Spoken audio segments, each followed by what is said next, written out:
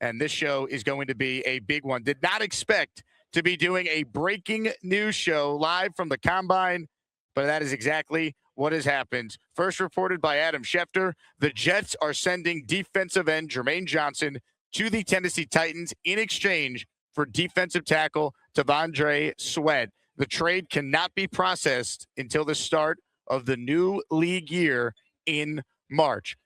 Look, the immediate takeaway to the Jets trading Jermaine Johnnson is that clearly the defensive scheme with Aaron Glenn now being the play caller, Glenn hiring Carl Dunbar, all signs are there that the Jets are going to be deploying a 3-4 front. Way more of a 3-4 than what we have seen.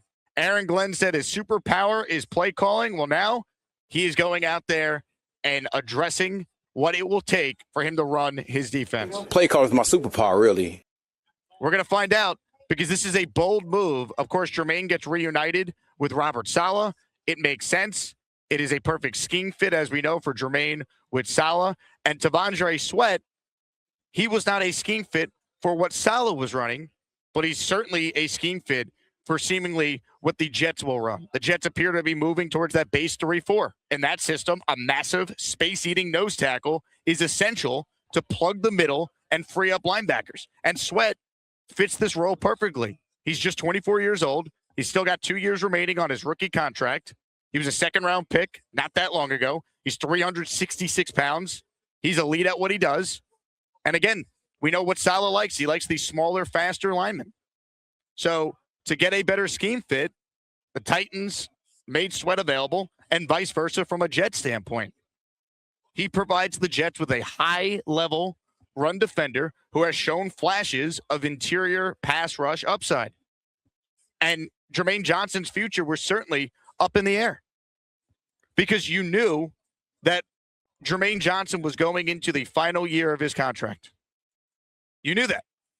He was going to play on the fifth-year option, and it was unclear whether or not he would be the ideal fit for the defense the Jets are going to run. And with the Jets having the number 2 pick in the draft, I think this now clearly sets the stage for the Jets to take a defensive end of their choosing. Some are speculating it will be Arvell Reese. Some are saying it will be Ruben Bain. Some are saying it is David Bailey. I believe this trade means Arvell Reese is going to be drafted by the Jets second overall.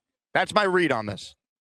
I think when push comes to shove, Reese will be the pick. I think he will test out of the kazoo this week in Indy. And I think the Jets will fall in love with a 20-year-old with that level of upside.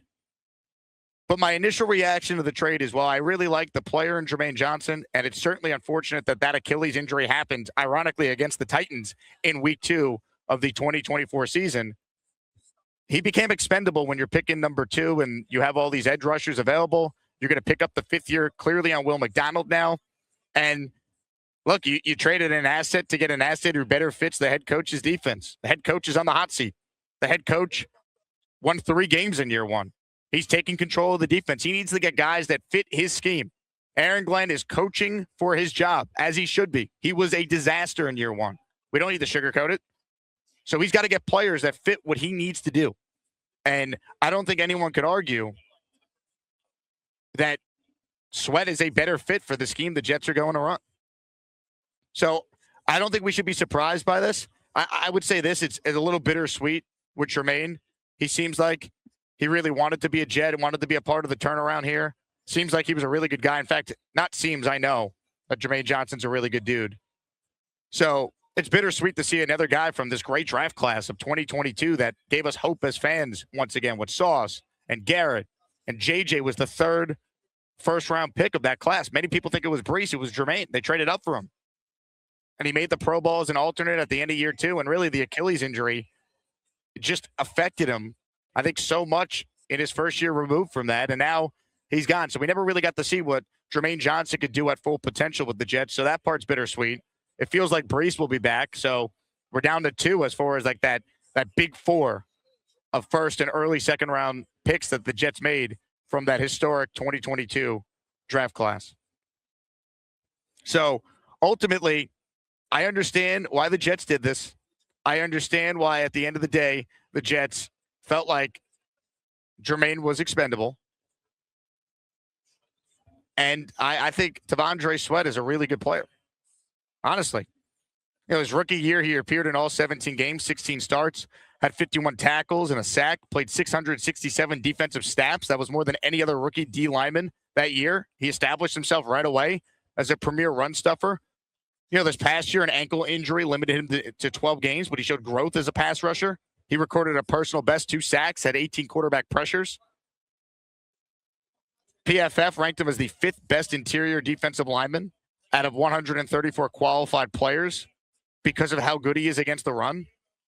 So, look, this trade happened because Robert Saleh's scheme doesn't fit the player, and Aaron Glenn's scheme doesn't fit the player. So they made a deal. And again, it's a little bittersweet because Jermaine Johnnson, I felt like, really could have been a part of the solution here. And now we won't know. But ultimately, I think the New York Jets, I think they got better as a football team for at least the immediate based on this move.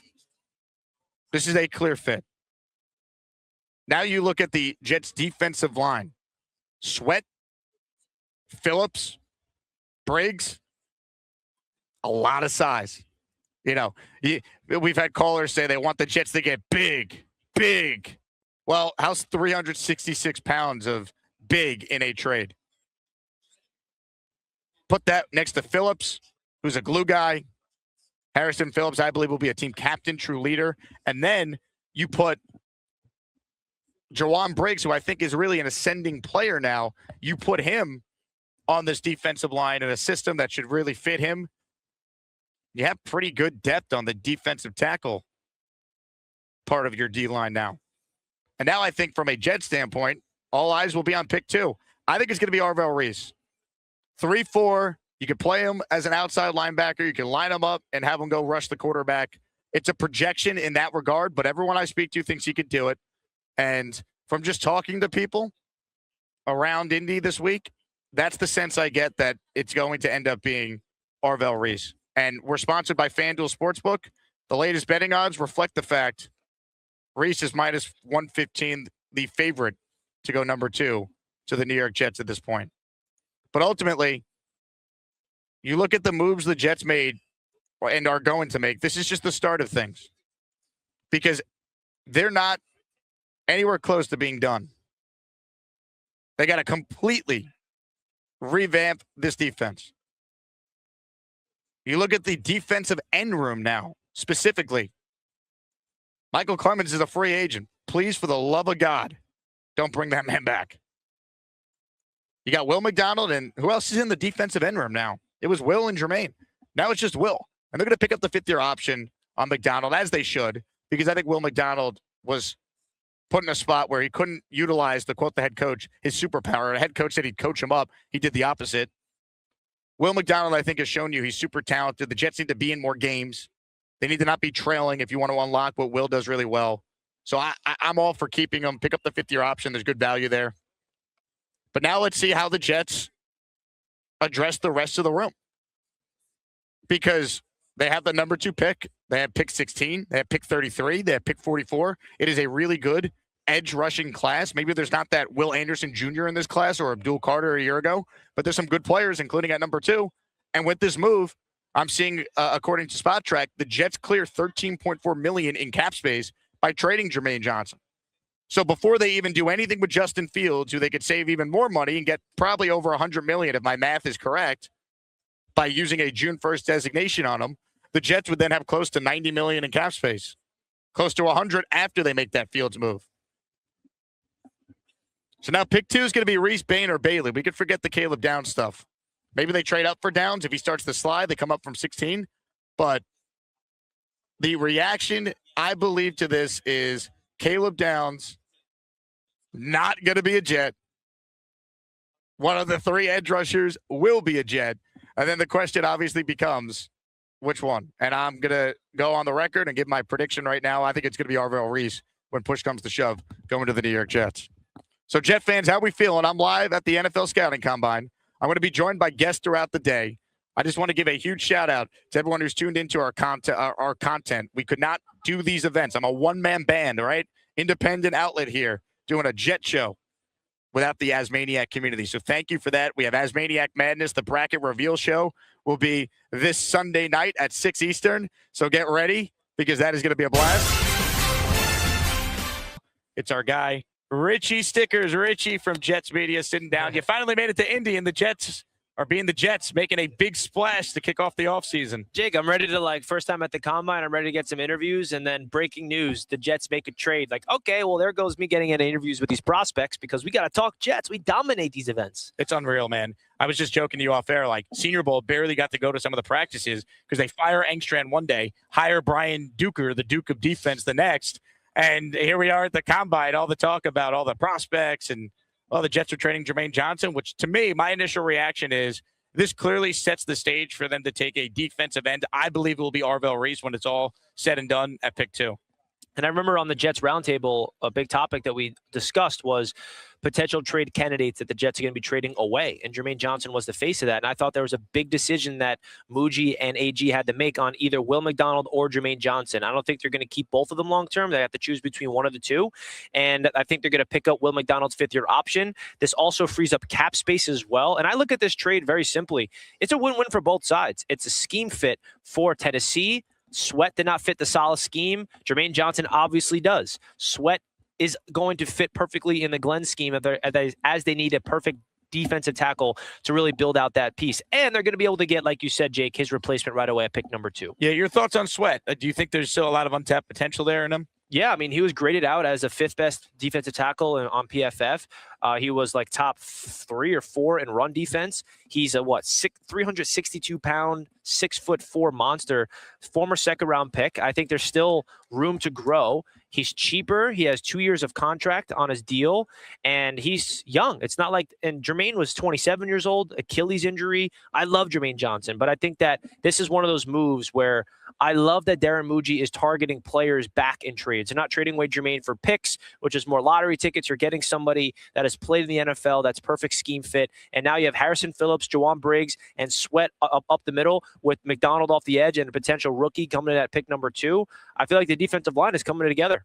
I mean, look, clearly the scheme is changing. They need to get bigger up front. They're doing that with this move. And now they need to be aggressive, not just with the 2nd overall pick in the draft, but use free agency to your strengths as well. Rebuild the defense. Let's look at the secondary. Get a safety or 2. Get a linebacker or 2. And put yourself in position where, yes, you're probably taking, let's say, an edge, likely to me, Arvell Reese at 2, but that still gives you a ton of flexibility to truly go BPA with your other picks in this draft. I agree, man. I think this defense now with Aaron Glenn being more hands-on with it, there has to be a huge improvement, man. There's no excuse anymore. There needs to be an interception week 1, and we got to start getting some turnovers, and there's need to be an influx of talent. I think safety and corner is going to be something the Jets are going to be prioritizing. I don't think the Caleb Downs situation is something we need to really talk about anymore. I think that was just a fun little conversation. The Jets are definitely getting him an edge at pick number 2. And I think in free agency, they're going to be aggressive. And I heard Darren Muji mention this to Eric Allen of the Jets. Their free agency approach is going to be all veterans. They're looking for guys that bring in that stability because they have a very young roster. You know, that's code for our leadership sucked this past year, and we need new leaders. Absolutely. The only leader I really trust on the team right now that are on contract is Garrett Wilson and Harrison Phillips. I know. I mean, outside of that, who do you look at on this Jets team, players-wise, and say that guy's a leader? Jermaine was kind of that guy, but he was in and out, wasn't really himself. So they need leaders, and I think that's important. I think Jets fans need to open their minds to a free agency. They're not going to be splashing and getting guys that are the best players on the field. They're going to be prioritizing guys that can be leaders and instill, and as Harrison Phillips said, get rid of that cancerous mindset that a lot of players have. It's bittersweet to see Jermaine be traded, though. I like the move. I understand the move. But you just think back to that draft class, all the hype and excitement, and it felt justified after that first year, even the second year. And now we're just down to 2. Brees, probably year to year, likely will be on the tag if I had to guess. Garrett's the long-term guy for sure, but no Sauce, no Jermaine. And people forget it wasn't Brees who was a first-rounder. It was Jermaine as the 3rd first-rounder that year. The Jets traded up to go and make that happen. Don't sleep on Jeremy Ruckert. He survives. Extended, baby, in that class. But now, Michael Clemens, he's still technically on the team for now. He's a free agent. Let's see if he comes back. But I think that I agree, man. That draft will always be remembered for me is as a fan and as a content creator, my reaction when we drafted Jermaine Johnson, like I wanted the Jets to draft him at either 4 or 10, and then we trade back up into the first round and get him after still getting Garrett Wilson and Sauce Gardner. I got nothing but love and respect for Jermaine Johnson. I'll be rooting for him in Tennessee. He's going to be a baller for the Titans. And right when I heard, because my intern Dom broke the news, oh my God, Jermaine Johnson just got traded. Before I even knew, I'm like, Titans. Guarantee it's the Titans because I know Salah is targeting his guys. They want Jamie and Sherwood next. Yeah, we get out and of that McDonald contract? Probably. Man, I would love to see if they could get another deal done. Look, the Jets and Titans now have done 2 trades since Darren Muji's taken over Jarvis Brownlee. Yeah, it seems like, and this is a perfect trade from my opinion from this perspective, Jake. It's a win-win for both teams because Sweat did not fit what Salah was building. Johnson did not really fit what the Jets are trying to build on defense with Glenn, and then you just swap them out. And now look what's happening. Things happening. Jets offseason fully underway. Gifted memberships flying off the shelves. Janice Jet, the latest to enter our Wayne Corbett autographed helmet raffle at the end of the show. I'm so excited I can't speak. Fireman Ed, here we go. And here we go. Let's go. Let's go. Let's go is right, Janice. You're the best. You're in for 10. Good luck. Joe the Jet with a super chat here. I'm scared that we're trading Garrett next. I can promise you, Joe, Garrett Wilson is not being traded. He will be on the 2026 New York Jets. Stop watching Dan Mitchell content because you already made a TikTok that Garrett Wilson's now on the trade block because he's trying to press our buttons. Jets fans attack Dan Mitchell because I already attacked him on the line. I'm like, get out of here. This is not me now. Garrett Wilson's available. Like, Come give on. me a break. It's not a fire sale at all. The Jets are making a trade to be better in 2026. Sweat fits the scheme. Jermaine was expendable. He's better for the wide 9 Salah scheme. Sweat is a 3 tech. He doesn't fit Salah. So both teams made the trade, not because these weren't good players, or they were having fire sales, but because they wanted players that fit the Jets is not quite a new head coaching staff, but it's a new scheme that Glenn is now taking over. It's not Wilkes anymore, and that's what's happening. I mean, I was joking with a bunch of people. Leave it to the Jets to always give us something. This is really the first big trade of the NFL offseason. May not be the last one either. I mean, there are a lot of players that you could take a look at and say he could potentially be moved. Keep an eye on Brian Thomas, the receiver from Jacksonville. I think he's probably a sneaky guy that probably gets shipped off within the next couple of weeks. And, of course, the big ones, A.J. Brown, what happens there in Philadelphia, although I do think that he'll probably stay. But we'll see. I mean, there are a lot of names that are going to be moved. Jermaine Johnson is just the first tally in that mark. What was your initial reaction? And now that you've had a little time to process it, what are your thoughts? The initial reaction is pretty much shock. We don't see trades like this happen before the new league year. And this isn't official until the new league year. So it was pretty shocking in that end. But when you really break it down, kind of the specifics, it's a win-win for both sides. First off, the Tennessee Titans were absolutely anemic last year in terms of their defense. They desperately needed pass rushers.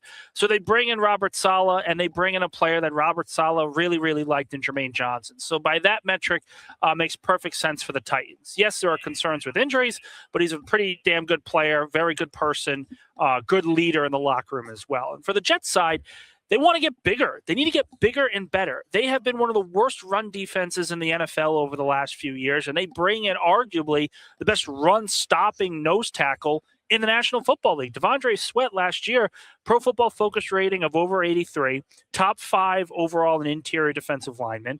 The metrics are off the charts with this guy. So I think this is a win-win for both teams. The Jets wanted to transition more into that 3-4 multiple style look, and they're going to be able to do so with Sweat on the roster. I think this is a very shrewd move by Darren Muji. It kind of takes away the need for defensive tackle going into the NFL draft and free agency. I'm sure they'll probably bring in an extra player as sort of a fourth or role-playing type of player.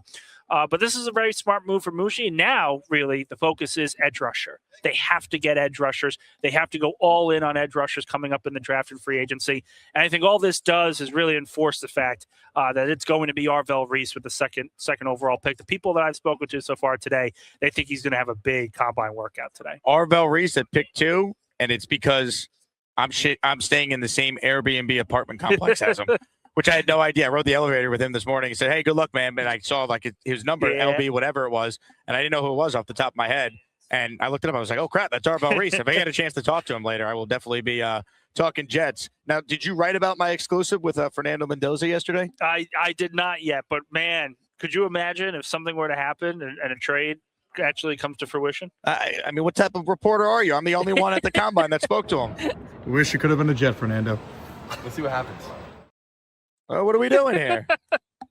Unbelievable. Robbie Sabo and his team are slacking clearly over at JetX. As far as Reese at 2, you think he's going to be the pick? How do they use him in year 1 if that is indeed what they do? I think they use him in the exact same way we talked about before, but Micah Parsons.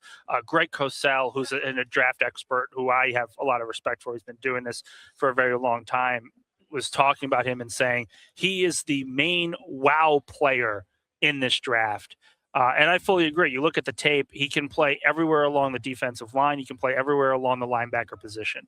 And if he is saying to a team, I want to be an outside linebacker, an edge rusher, you do everything in your power to move heaven and earth to put him all over the field to get the best out of him. So I do think there are some things he has to improve.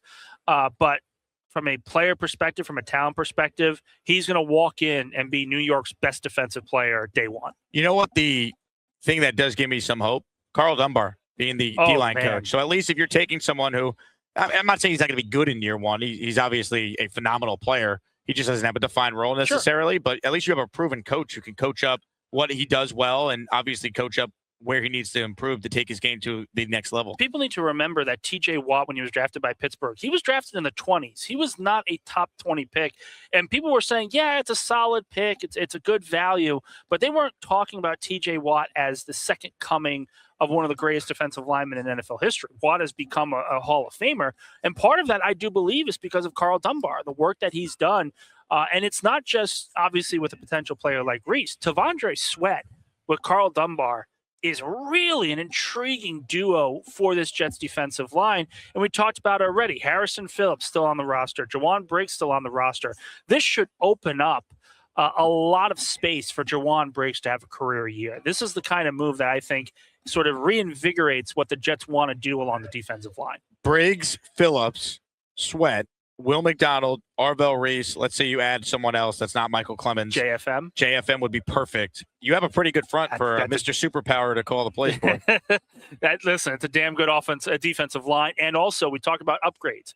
Did the Jets upgrade their coaching staff? Well, if they're able to bring in JFM, if they're able to draft Arvell Reese, I think it's a clear statement that we can make that they upgraded their defensive line in a big way. So it's not, the Jets need to win 8-9 games in order for this upcoming season to be a success. It's about incrementally getting better. It's about showing on tape that this team is getting better. And I think you do that from the trenches. You solidify your offensive line. That's pretty much good to go. Obviously a question at guard, but it's pretty much solidified. And then if you're able to upgrade the defensive line across the board like this, you can say the two most important spots on the team are filled and ready to go. Now let's find our quarterback. Play call is my superpower, really. We have a superpower. Man, he can't help himself. He can't help himself. Like Why? What could go wrong? He had the right approach at the end of your press conference, far more humble. And even at different points in this press conference, I took him as more of a reflective, listen, we have to improve. It starts with me. We talk about accountability, Jake. I remember a couple of years ago, we were angry. Fans were angry about the lack of accountability. He's openly saying, I have to be better. I've learned from my mistakes. I made too many mistakes last season. I have to be better from. That's all good. That shows improvement. But then you come out and you give a soundbite like that. And could you envision a situation where the Jets are, 3-6 and they lose a game by giving up 35 points, and all of a sudden it's, Aaron Glenn's superpower is play calling. Maybe he doesn't have a superpower at all. Maybe he's just not good. It just opens yourself up to further criticism, further jokes going on in the future. We're going to be joined by Jared Stillman coming up in about 10 minutes. Jared is a longtime radio host in Nashville, also is a national host that I work with on Mad Dog Sports Radio. He covers the Titans up close. I joined him after they hired Saleh, so I shot him a text and go, hey, could you pop on so we can get a breakdown of Tavondre You're filled, Sweat. Man. You got so many guests, it's incredible. Well, you got to just be able to pivot on the fly when you talk about this Jets team. Because, I mean, I was planning on doing mostly just draft stuff today, draft talk. I have some interviews taped with some big names, and those kind of get pushed on the back burner when you got breaking news to react to. It's the NFL landscape, man. It's great. Ladies and gentlemen, comments, questions, super chats. We'll cut the line. Patrick with a great question. He says, how big was Arvell Reese next to you in the elevator? He was bigger than me. He was bigger than my 5'8" ass. He's a big dude, and he's going to add a lot of weight, and he's only 20. So think about the strength and weight combo that he could add over the next couple of years. And I still haven't seen the test results from him yet. I'm interested to see what happens. I know David Bailey's arms are really, really good. His measurables are off the charts. Bailey? Yeah. So do you think it's Bailey still in play at 2, or it's going to be Reese? I think it's going to be Reese, but I think the discussion of 3 edge rushers is down to 2 because the measurements from Ruben Bain are alarming, to say the least. Talk more about that. Why? Yeah. What specifically is the issue with Bain? Go more like in depth for people who aren't nerd draft guys. So arm length is very important for edge rushers because if you are going up against a tackle, what you need is space. Defensive linemen need space to operate a couple of their pass rushing moves. So you talk about arm length, and you guys see the video here. My arms aren't exactly long, but when you have long arms like this, you're able to run different moves, rip moves, swim moves, bull rushes, spin moves. It generates more space for you to operate. And when you have shorter arms, it gives you less space. Offensive tackles want to get inside your padding, right along your chest. And if they're able to do that in a short time frame, you're dead. There's nothing that you can do. So arm length is important in the NFL. It is not the be-all, end-all. It is not, because we have seen a lot of edge rushers test poorly in that way, below average metric, and still are able to have great careers. Brandon Graham's a great example. Aaron Donald is another great example, below 33 inches, and still able to have a Hall of Fame career. The problem with Ruben Bain is the conversation I had with people is, as long as he goes a little bit below average, we expect him to be below average, but if he's just hovering around that 31, 32, he'll be fine. He'll be a top 10 pick. He's below that. It's 30 7/8 inches of arm length. That is the 3rd lowest at the combine testing for edge rushers since this test has started.